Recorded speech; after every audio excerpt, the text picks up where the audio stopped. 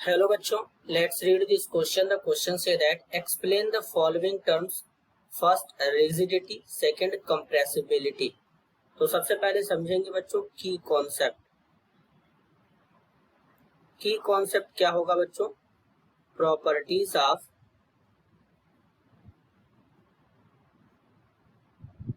Substance.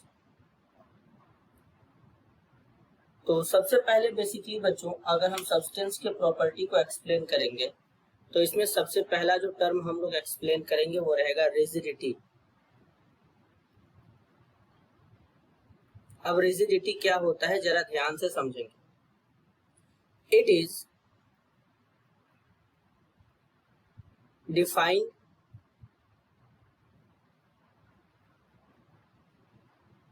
as the tendency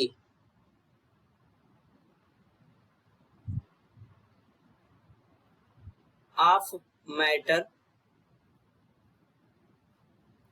to resist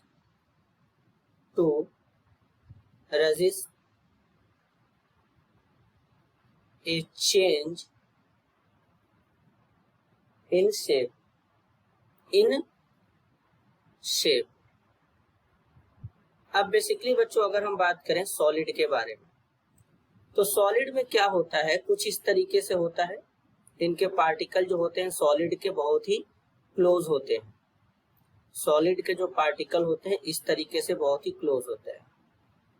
तो close होने के पीछे का रीजन होता है कि इनके पार्टिकल के बीच में क्या होता है, inter molecular force of attraction ज्यादा पाया जाता है.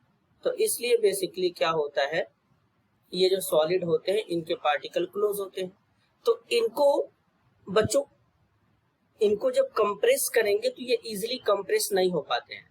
बेसिकली अगर हम बोले तो सॉलिड कंप्रेस ही नहीं हो पाते हैं. सॉलिड जो होते हैं इनकम्प्रेसिबल होते हैं. क्यों? क्योंकि इनके पार्टिकल बहुत ही क्लोज होते हैं.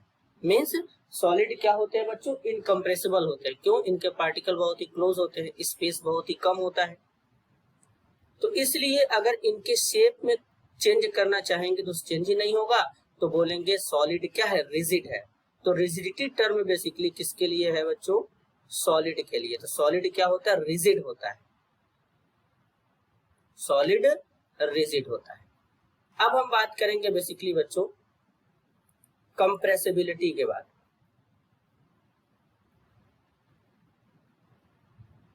कंप्रेसिबिलिटी, अगर हम कंप्रेसिबिलिटी की बात करें, it is defined as the ability to be reduced to a lower volume when force is applied. तो अगर हम कंप्रेसिबिलिटी की बात करें, जैसे बच्चों यहाँ पर कोई गैस है तो गैस के पार्टिकल जो होते हैं बहुत ही दूर होते हैं. क्योंकि गैस के पार्टिकल के बीच में इंटरमॉलिक्यूलर फोर्स ऑफ अट्रैक्शन कम होता है. तो जिसके कारण इनके पार्टिकल के बीच में स्पेस होता है. और गैस का तो वॉल्यूम फिक्स ही नहीं होता है बच्चों. इसको जिस कंटेनर में फिलअप करते हैं उसी का वॉल्यूम ऑक्यूपाई कर लेता है. तो जब इसको कंप्रेस करेंगे तो इसके पार्टिकल क्लोज आएंगे. तो उस केस में इसका वॉल्यूम जो होगा वो रिड्यूस हो जाएगा, कम हो जाएगा. तो हम बोलेंगे कि गैस कंप्रेस हो रहा है. तो कंप्रेसिबिलिटी बेसिकली डिफाइंड करते हैं गैस के लिए. इसमें क्या होता है, इसका जो वॉल्यूम होता है वो कम होने लगता है जब फोर्स अप्लाई करते हैं एक्सटर्नल तब.